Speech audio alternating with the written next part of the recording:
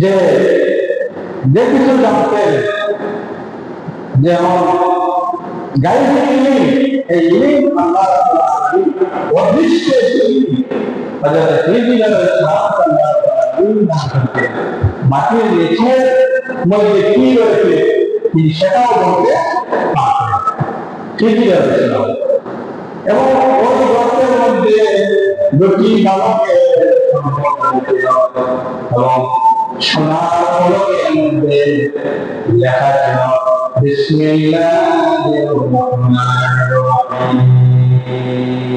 ওই দুটি বালকের সম্পদ মাটির নিচে ছিল এবং ওই মাটির নিচে সম্পদ ছিল সোনার ফলক।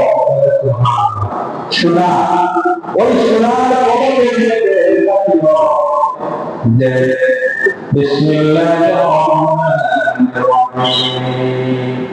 সোনার ফলকের মধ্যে আল্লাহ নাম লেখা ছিল।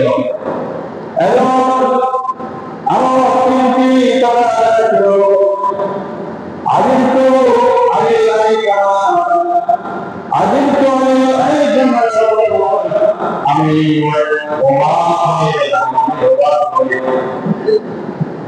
আলাইকা বিল কদরি কাইফা তাকসুম।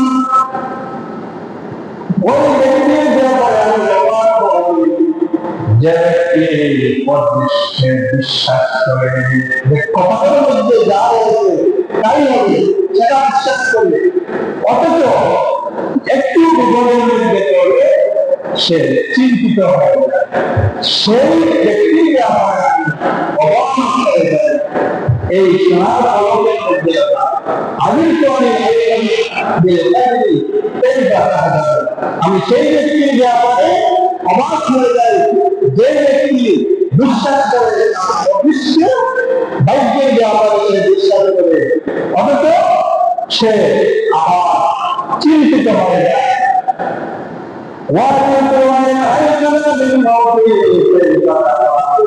আমি এই ব্যক্তির ব্যাপারে ওই ব্যক্তির ব্যাপারে যে ব্যক্তি জানে সে বড় করবে।